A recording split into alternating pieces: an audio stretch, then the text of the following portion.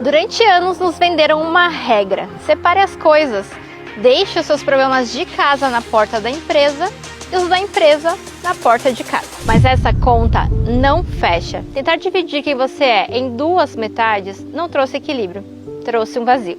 Quando você fecha o maior contrato do mês, você sente um silêncio no carro, porque sente que não tem com quem compartilhar aquela vitória de verdade. Quando você está num jantar com amigos, brincando com seu filho, seu corpo está, mas a sua mente está refém do boleto que vence amanhã, ou daquela mensagem que não respondeu. Você tenta estar em dois lugares, mas acaba não estando em nenhum. A gente vive fragmentado, metade aqui, metade lá, inteiro em lugar nenhum. Essa sensação de solidão e culpa não é o preço do sucesso. Ela é o sintoma de uma era que acabou.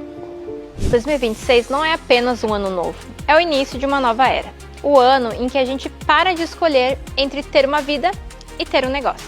Mas para você entender a solução que eu criei para esse futuro, você precisa entender que essa busca não nasceu de uma pesquisa de mercado. Eu vivi ela a minha vida inteira. Sabe aquela criança que não consegue ficar parada? Aquela que, enquanto os outros brincam, inventa moda, que quer vender, que quer criar. Eu era essa criança. Desde os 6 anos eu senti uma inquietação. Eu não queria brinquedo, eu queria fazer negócio. Era um feeling que eu não sabia explicar, mas meus pais lembram muito bem. Por incrível que pareça, a Jenny tinha 6 para 7 anos, ela pegava umas moedas, a gente dava umas moedas para ela. Ela ia no mercado, a gente pensava que ela ia comprar doces para ela comer. O que ela fazia? Ela pegava uns docinhos, umas pipoquinhas, uns pirulitos, trazia e montou uma tendinha para ela na nossa casa, na garagem, com uma mesinha, uma cadeirinha, sentava ali.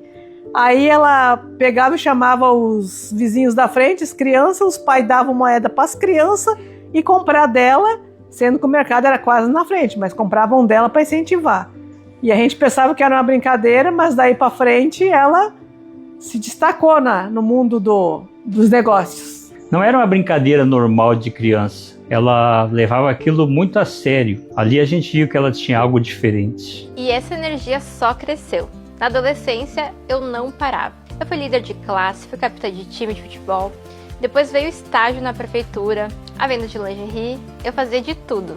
Mas chegou uma hora que eu queria mais e precisava ter autonomia. Então, aos 16 anos, eu tomei uma decisão muito importante e pedi minha emancipação. E aos 17 para os 18 anos, eu saí de casa. E talvez você conheça bem a rotina que veio depois. Eu saía do trabalho, pegava um ônibus para a cidade vizinha para estudar, voltava à tarde da noite exausta e ia para outra cidade para ver o Fagner, o meu marido. Então eu acordava às vezes às 5 horas da manhã do dia seguinte para trabalhar de novo. Eu passei a minha juventude dentro de um ônibus, cansada, mas com uma certeza. Eu estava construindo o meu futuro. Em 2011, eu e o Fagner começamos uma jornada juntos.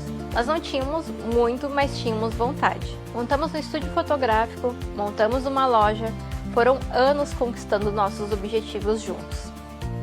Mas o nosso maior sonho não era um CNPJ, era a nossa família.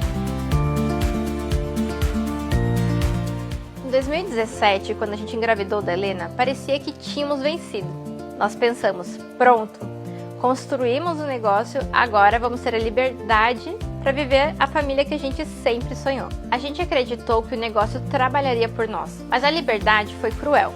O negócio que a gente criou para dar liberdade virou a nossa prisão. Veio a pandemia e, trancada em casa, a ficha caiu. Eu olhava para a Helena crescendo e percebia que a babá sabia a hora que ela tinha sono. A babá sabia a brincadeira favorita. E eu era provedora. Eu pagava as contas, mas era uma visita na vida da minha própria filha. E ali eu decidi que aquilo precisava ter um fim. Foi um período difícil, ela vinha conquistando tudo aquilo para a família, mas a família estava ficando de lado. Então chegou um dia, ela me disse que não queria mais aquilo. Ali a gente decidiu que não ia mais voltar no modelo antigo de negócio. Ela largou o comércio, largou a segurança do físico e mergulhou de cabeça no mercado digital. Fiz faculdade de marketing, 4 pós-graduações, aprendi tudo sobre tráfego, o jogo virou. Eu tive a oportunidade de trabalhar nos bastidores de grandes marcas. internacionais e nacionais. Descobri que meu trabalho não tinha fronteiras. Por isso, inclusive, hoje minha principal moeda é o dólar. Eu conquistei a liberdade geográfica e financeira que a menina do ônibus lá atrás sonhava. Parecia o cenário perfeito. Trabalhar em casa, ganhando em dólar, perto da família. Mas aí eu descobri que o buraco era mais embaixo. Eu saí da ausência física e caí na armadilha da solitude. Eu me vi muitas vezes sozinha, tomando decisões complexas sem ter com quem trocar. Eu pensava, será que eu tô viajando demais? Eu tinha equipe remota, tinha clientes, mas não tinha conexão real. Eu percebi que tinha trocado a ausência física pela fragmentação mental. Eu estava ali com a Helena, mas a minha cabeça estava em 1000 lugares, em 10 ferramentas diferentes. Então, eu comecei a pedir a Deus, tem que existir um jeito melhor. Tem que existir algo que una tudo isso. E a resposta veio numa inspiração. Eu comecei a pegar papéis em branco e desenhar o que eu sentia falta. Um lugar onde eu pudesse vender, aprender, conviver, tudo junto. Era uma loucura. Às vezes eu saía correndo do banho para anotar no papel antes que eu esquecesse. Quando eu parei para olhar aqueles rabiscos dias depois, aquilo fazia muito sentido. Ali estava nascendo a CNW. Eu lembrando, ela chegou com esses papéis, ela me mostrou o projeto e eu levei um susto, né? E ela nunca pensa só nela, ela sempre pensa no outro. E a ideia dela sempre foi criar alguma coisa para poder beneficiar as pessoas, né? Tanto emocionalmente ou financeiramente, né? Decidir fazer é uma coisa, fazer é outra. A vida testou minha fé. Logo antes do nosso primeiro movimento, a Helena quebrou o braço. No dia do evento, do pré-lançamento, a equipe cancelou. Deu tudo errado. Parecia que o mundo estava dizendo, desiste. Mas eu sabia que estava construindo algo maior que eu. Eu falei para Deus, eu aceito o desafio, mas preciso que o Senhor me capacite. E foi assim que nós chegamos até aqui. O que era um rabisco e um papel molhado virou realidade.